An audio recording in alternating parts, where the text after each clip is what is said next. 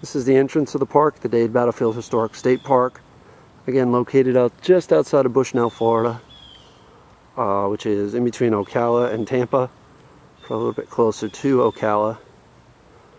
Site of a Seminole battle between the U.S. Army, or a battle between the U.S. Army and the Seminole Indians. Start of the Second Seminole War. Battle took place, I believe, in 1838 or 1836. The park is a National Gold Medal winner, and it's a smaller park than I imagined, or than I thought. But then again, it was a small battle, so it is a very well kept park. So I find it interesting. The park is $3 to come into, and it's on an honor system, so really, I mean, if you really wanted to be a jerk, you don't even have to pay that. But it's interesting to me that, you know, I find these places so valuable to our culture and to our history here in Florida, which we neglect amongst the Disney Worlds and, you know, and the South Beaches and all that stuff that we have. We don't realize the rich history that we have here in Florida. But these places like this are so valuable to teach us, you know, who we are and where we came from and everything. And it's so cheap to come in, and I wonder what, like, the maintenance costs and stuff like this for a place like this is. Probably not much, but, you know, but like I said, it's a very important, very valuable place for us. Here I am at the Dade Battlefield, about 20 miles south of Ocala, outside of Bushnell, Florida. Just went in the museum there and saw some of their exhibits, some of the things they found, as well as a 12-minute video that talked about the battle here, the Seminole Indians versus the U.S. Army.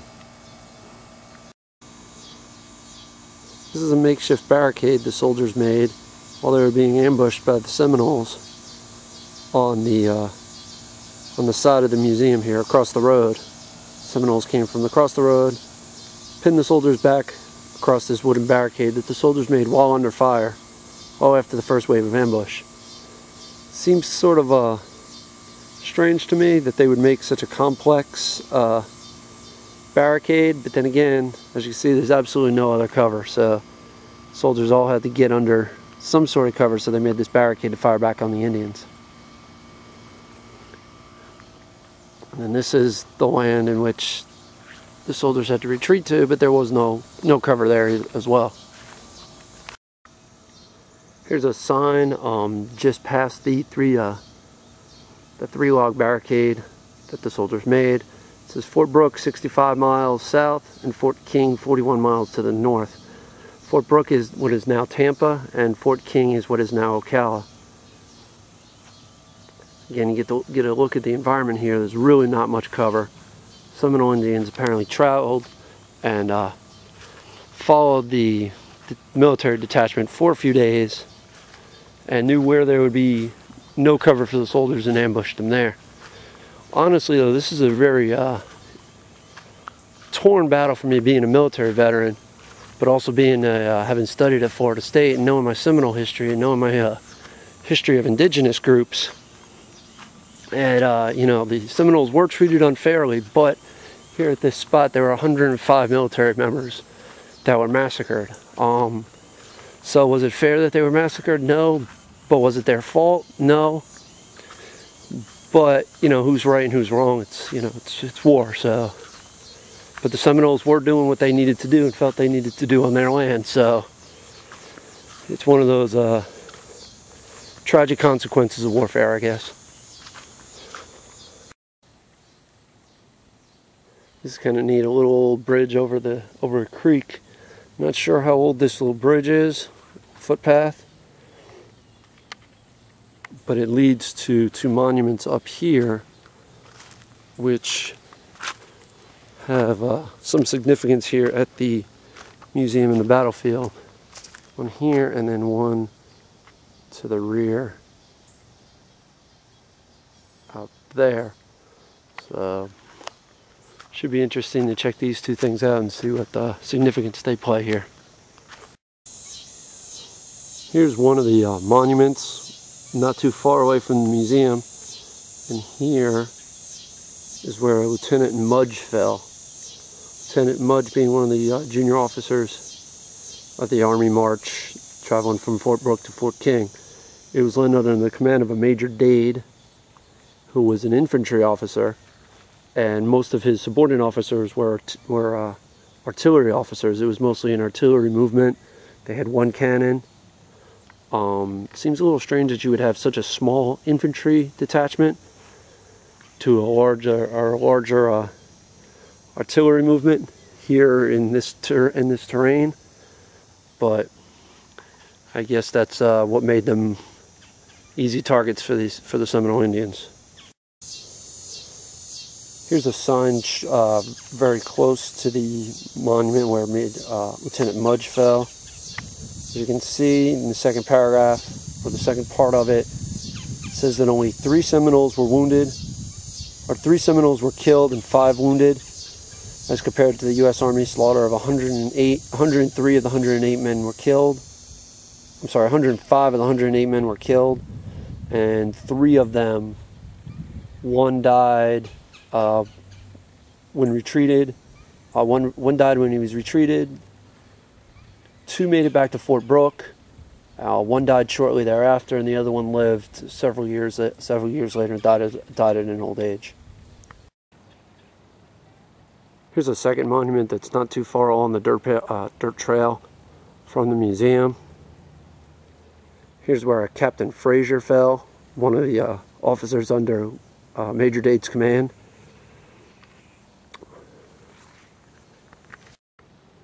Here's a second sign along the dirt path here between the monuments. It basically talks about how all the bodies were here before they were picked up by another Army march. It also talks about what happened to the cannon the Seminoles threw it into the pond, which we'll see here in a little bit. It also mentions that in 1842, the officers and men of the Army contributed funds to move the bodies of the men killed here from this area to St. Augustine, where a national cemetery sits. Here's another bridge that's not too far off of the monuments of the memorials where the lieutenant, the captain, and the major were killed. I'm not sure the history of this bridge. It doesn't seem to have any kind of markers or anything.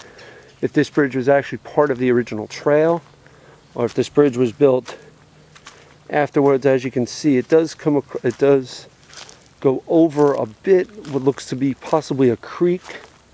There's a pond here to the left, out that way, that we'll see in a little bit.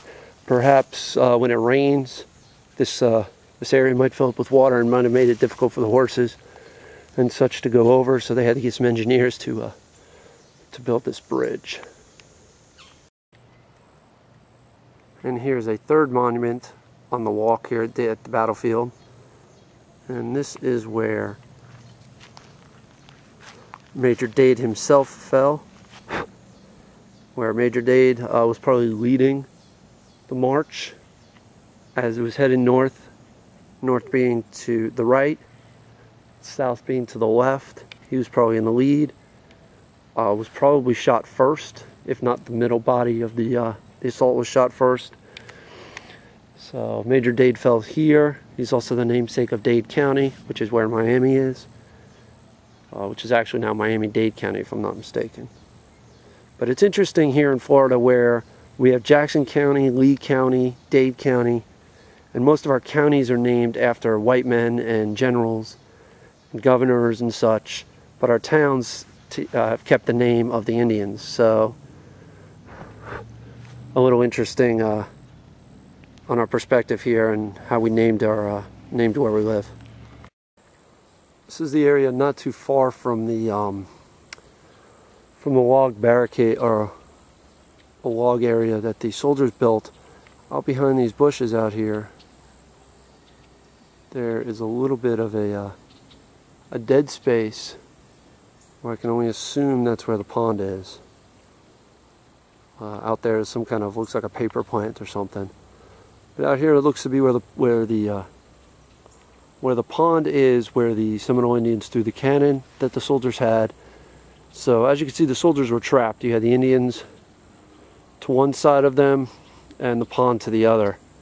So the Apparently one of the surviving soldiers actually hid near the pond. And as you can see, there is quite a bit of area to hide out here. Here on the other side of the road from where the soldiers' barricade and the officers' monuments are two stone piles. I'm not sure what these are. My only guess is that they were where the remains of the enlisted soldiers were buried before they were taken to St. Augustine. Whereas the officers are buried across the street, or the road. Perhaps the enlisted soldiers were buried right here. So again, like I said, it's a strange feeling being here because, you know, we never would have fought a war like this with the Seminole Indians, trying to you know, move them and stuff like that. But this is the burial site of 105 Army soldiers, so it's sort of an interesting place, sort of hallowed ground almost. But again, like the same time, you know, you look at the policies and everything of the government at the time, and you know, what was the point? So ahead now on the other side of the park is what the tour map and the tour and the curator at the museum said is a 250-year-old oak tree.